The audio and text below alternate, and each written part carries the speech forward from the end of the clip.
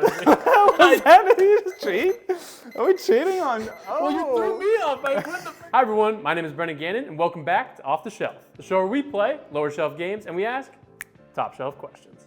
Today we are joined by our hilarious guest, comedian Sean Kett, the Miami native, Charlotte transplant, and professional stand-up, who's building characters, creating viral content, and of course, leaving his presence on the comedy scene one stage at a time.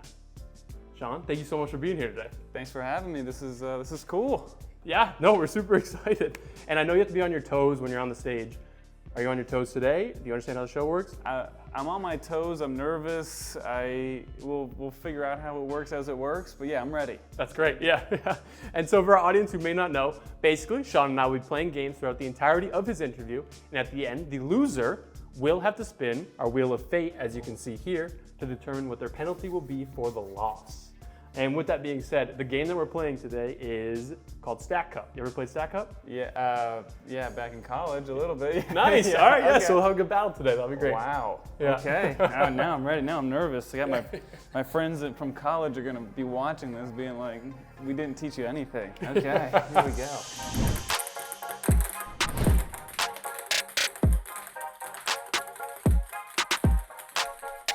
You are the proud owner of not one, but 2 master's degrees. Do you think master's degrees are the natural path for anyone trying to get into stand-up? Wow, you found that, huh? Yeah, as you can tell, I'm using them wisely. That was a lot of time wasted. No, I would say don't do it, especially the ones that I got, which are useless. Okay, fair enough, yeah.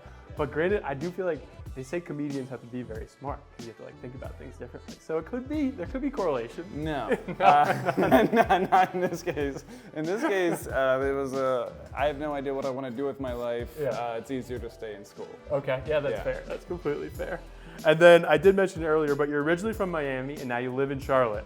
Are you able to give us a quick breakdown on any differences in the types of sugar daddies from your 2 homes? Wow, you are in depth, man. That's pretty crazy. Yeah, so in Miami, I had a sugar daddy who was my father.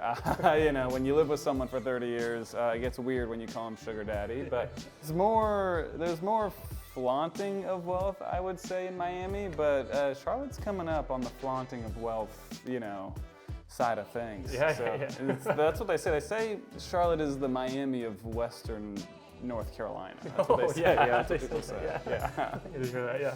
That's great. All right, are you ready to get into our first round of games here? I'm ready. I'm All right. competitive, so watch out. That's good, that's what we like to hear. Players will race to bounce their ball off the table and into their empty cup. When made, they will stack a cup on top and shoot onto their new stack. When missed, they will continue shooting. And whichever player's stack is higher at the end of 45 seconds wins. 3, 2, 1, go. No! Oh, good start.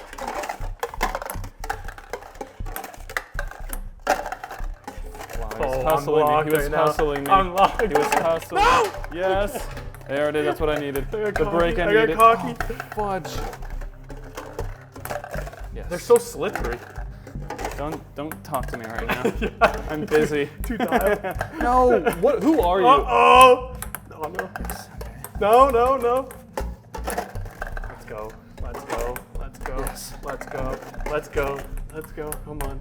Oh, no! Okay, Trey. No. Your ball was pretty warm. I've got a really hot palm. One thing you should know about me, the hottest palm. No! I didn't get it. Dang, you smoked me. go. That's crazy. All right, so height doesn't always mean athletic, but in your case, it was. As you were a college athlete, racking up almost 1,000 points in your basketball career. I am sure your parents came to watch you a lot, and now they get to watch you do stand-up. Can you explain what the post-game combos are like with them? Okay, so that's pretty funny. As you said, height doesn't always mean athletic, but it doesn't in my case either because I was a Division III athlete. So, you know, we're not exactly dunking a ton. Had a couple dunks, but not to brag. We'll cut to that in the film. So my parents are the best. They are very supportive. They were like teen moms, everything like that. And then when I transitioned into comedy, they like had this same exact mindset where they were just coming to every show, every open mic, to the point where all the other comics knew like who they were, and it's weird when you're 30 doing that, but we would talk, and you know what? They would pitch me jokes, and they would never work, but it was like a thing where if they said that something was wrong, like, or they didn't understand something, it was like, oh, like they might not know how to fix it, but that means that something I said didn't connect, right? So, okay, this is a portion of the set that I have to work on if I want to connect with almost 70-year-old people. Yeah. So, you know, that's... And then you are considered a clean comedian. And I think there's a stigma when people hear that you're like a priest or something. But in reality, it's the likes of like Jim Gaffigan, Nate Bargatze, Jerry Seinfeld, just to name a few, where it's like, you don't even realize that they're clean comedians. Are you modeling yourself after any other comedian? No, and I'm a priest. No, but you know what? I do clean comedy because that's what comes naturally. I think in comedy, the biggest thing is being authentic. And so if you're someone who, when you're around your friends, you say certain things, like bring that to the stage, because the audience knows whether you're being you. And I think they want to see you being you. And so I just naturally don't really curse. Naturally, I think with my parents coming to so many shows, I'm like, I don't want to talk about certain things where, you know, like that'll be the conversation. Right. But yeah, I don't model myself after any particular comic. I watch a lot of the great ones that you said, and other ones I'd be like, oh, that's like a really cool tool that I could use in my belt. But there's no one specifically. So kind of on a similar note to that, because you did mention you don't really want to offend anybody. So you've been doing content for years on Instagram, but you've had like a real recent poll with virality based on stuff that you're doing Charlotte related, or like even like your wedding related, stuff that's very relatable.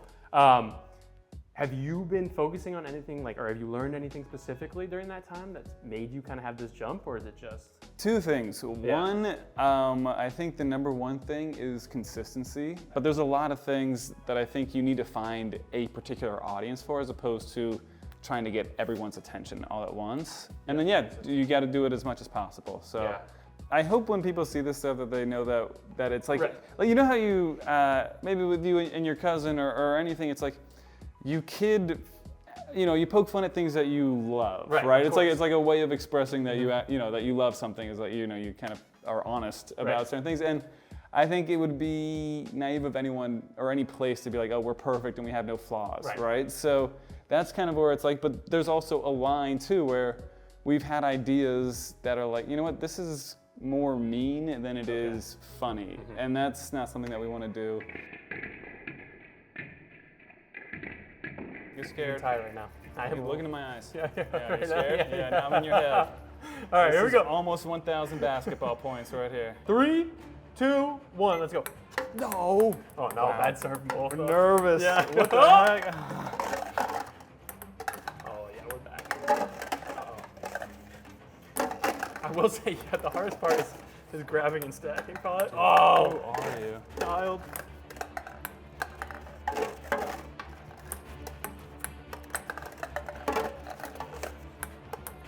Oh yeah, yeah. Nope. Oh, good hands. Oh! Wow, we're Tough bounce on the flaking. back. Oh. Oh. Look at this height that I got. Boom. Wow, you crushed me. I think there's a bottleneck that I figured out that I'm not going to tell you about. Oh, okay. All right. I like that. Yeah. All right, Sean, welcome to What the Deck. So this is our rapid fire segment, all right? I'm gonna throw out some ridiculous questions at you. Okay. No overthinking, we just want your gut reaction. Okay. I do think slow. Okay, So, just we'll know see how that. it goes. Yeah. Yeah. All right. Is it racist to call a mandarin an orange? No. The free throw should rebrand to the discount throw. No. Say bubbly baboon with your mouth closed shut. Nailed it. Pressure is just a lack of preparation. I assume not, but I can't think through it that quickly. Would you rather have a ghost tickle you every night or sob every time someone says something actually funny? Oh, a ghost tickle. Yeah. Yeah. I use another laugh before bed. Are you kidding me? Yeah. We could all use a little ghost in bed. You know what I'm saying? Fair enough. A little third. Yeah. No, you killed that. That was great. Bumbling baboon. I can't even say that out loud. Bubbly baboon. Whoops, that's a clock. Do you know what that's from? Dude, how good is that? Yeah, I talk about that all the time. That's like my favorite thing ever. My mom's in that. Is she really? She's the woman at the very end. That's so funny. That's amazing. Oh. Yeah, no, it was great. No, that's amazing. And so, yeah, so you have done a little sketch comedy, and so that's what that's from for our audience. May not know that's from a little sketch comedy show that they did. And you've also done some other characters like Bad Boy Sean, I've seen. Oh, yeah. So while playing Bad Boy Sean, can you break down the FUBU story for us? Did you like talk to my mom? This is crazy. First off, Brief Sensation is a great sketch series by my friend Nick Science that I was lucky to be a part of. Okay, so I can't do Bad Boy Sean. You need a warm up for You Bad throw Boy the hoodie Sean. on, yeah. Yeah. Oh, that might be it. Hold on. All right. So here's the thing, man. Me and my boy in 3rd grade, my mom we had spray cans everywhere. So we thought it'd be sick if we spray can my basketball hoop with just like gang signs that we didn't know, which is like the S over and over again. Yeah. And then we took it to the next level because that's what Bad Boy Sean does, right? And we don't mess around. So we're like, you know what, let's go to the garage. So now we're just spray painting all over my garage and then the driveway, right? And Bad Boy Sean's like, dude, we don't even care, dude. This is our life. This is who we are, dude. We grew up in Miami freaking suburbs. Do you know who we are, bro? Dylan and Sean are here, bro. DNS. We're doing it all. Shh. Just the same S, the one with like the Superman S kind of thing. And so then my mom comes home and she didn't like it very much so. And yeah, we got in a lot of trouble. I had to repave a driveway at like 8. You know what I mean? Like that. She's like, Sean, you can keep the basketball hoop. That's yours. You got to live with that for the rest of your life. But the garage I was out there in Miami summers just paving like, I guess we're not DNS bad boys anymore, you know? Oh my God. So dude, yeah, dude, that is crazy. How did you great. find out about it? I mean, I guess great. I must have, yeah, wow. You went into the lore. You went back before one was watching. Funny. That's great. No, that was great. You really killed that. So, but also in addition, the comedy scene has some like very unique places where people get chances to perform, like laundromats, garages, record studios. If you could headline at any place that you've ever been to, traveling, abroad, could be anywhere, where would you ever want to headline? Okay, so I think it'd be really cool. I just went to Iceland. Oh, okay. Yeah, it's crazy where you can go when your parents pay for things. You know what I mean? But so I don't know if you're a fan of Game of Thrones, but there's this waterfall where Daenerys and Jon go when they're kind of lovey-dovey, and the dragons fly there. And we were able to see it because it's in Iceland, and it's like it's this really cool backdrop. I think it'd be awesome to just bring chairs there and just like. I mean, you probably wouldn't be able to hear, which could be a slight, like the audio, I haven't thought about that yet, but. Could be like a silent disco. Yeah, oh, that would be sick. But yeah, I think that would just be, I think comedy is now, like, certain things like Don't Tell and all these places have made it so that you can do comedy in any location. And I think that it would just be cool to have that backdrop there. And you're Yeah, that'd be sick. Probably not even looking at me. It'd probably be a terrible comedy show, but I want to go back, you know, so there's that. 3, 2, 1, here we go. Oh my God. Dump, top. The cups are just like greased up, I will say. Dump, top, Oh no, he's got rhythm now. That's what it is. Oh no. This is like. Nope, sorry about that, dude. This is like when you're playing like knockout and like you have to like roll the ball back. Don't talk to me right now, okay? Relax. You see what you just did to me, dude? You brought up knockout. I think you're taking it easy on me, and I'm not happy about that. I'm not. Oh no! Oh no! It's not. Look at that. What was that? Oh. Did you just double cup? What was that? I think I did. What the hell was that? Did you just cheat? Are we cheating on? Oh. Well, you threw me off by putting the freaking thing down. Oh. Thanks. Okay. You won that one though. I Right? did win that one. So you did play at St. Vincent, and you had a head coach there who actually said that you put in more hours than any other player that he had ever coached. Why do you think work ethic is so important? Well, when you don't have talent, work ethic is the next best thing.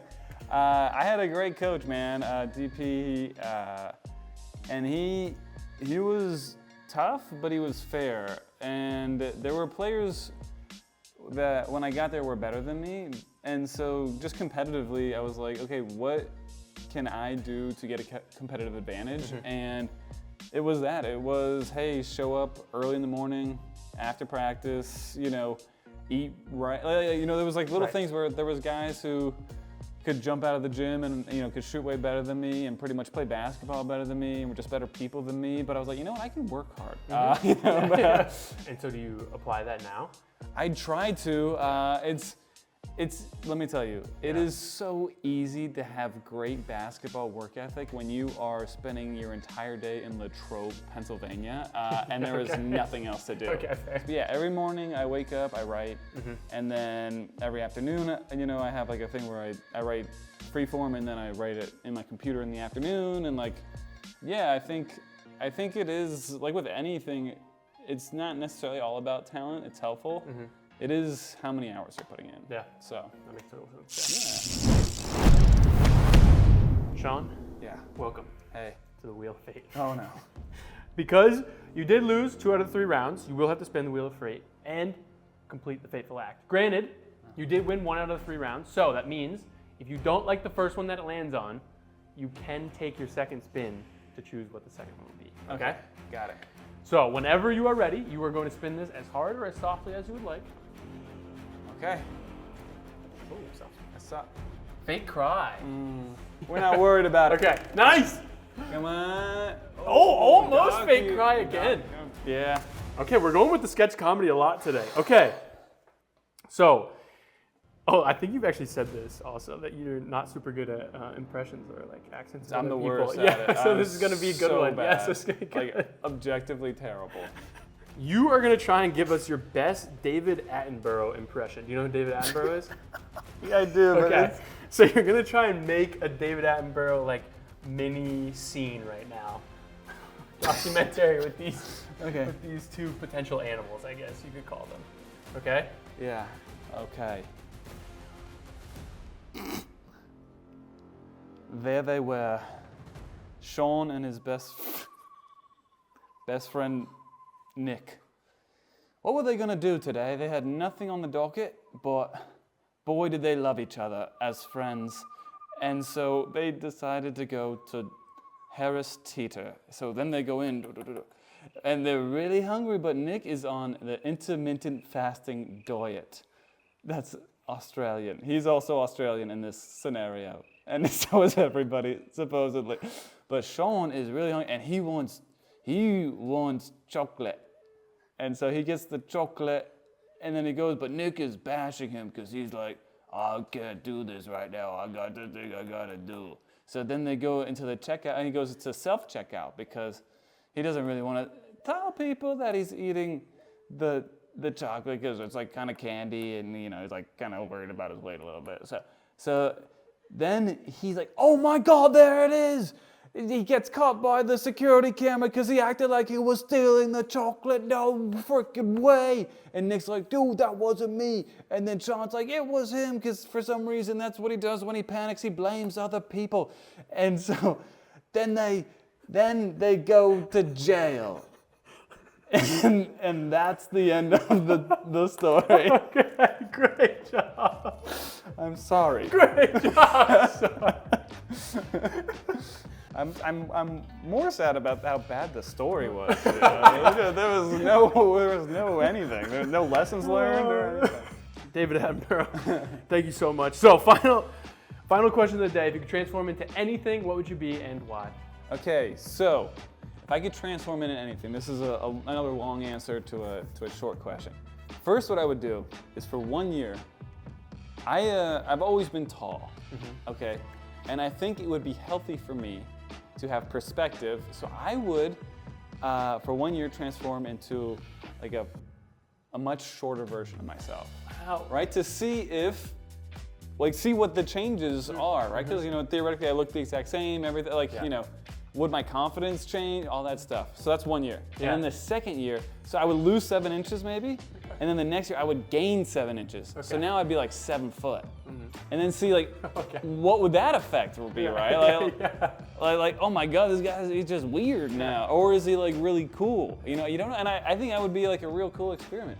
I have back problems, and maybe if I go down, that solves it. That is fair. Yeah. So that's what I would just transform. That's probably the most boring answer. No, that's it. Unbelievable. Just That's myself. I would transform into myself. The same age, everything, just a slightly shorter or taller. No, that's great. Sean, thank you so much, and thank you so much for our audience for playing along with us. So Sean, I'm actually going to let you look at that camera right behind me, and you're going to let the people know where they can find you and what else you might have going on. Yeah, man. Follow me at Sean Kett Comedy on Instagram, TikTok. Got some really cool shows. Not sure when this is posting, but on August 27th, I'm headlining the Kane Center in Cornelius. Get your tickets. There's a bunch of other Charlotte comics. It's going to be great. And then, yeah, just come say hi. Anywhere. I'll be at Harris Teeter with Nick probably, or in jail. So we'll be in jail. Jail. No, Thank you, man. Great. This was great. Thank you so much. I really appreciate it.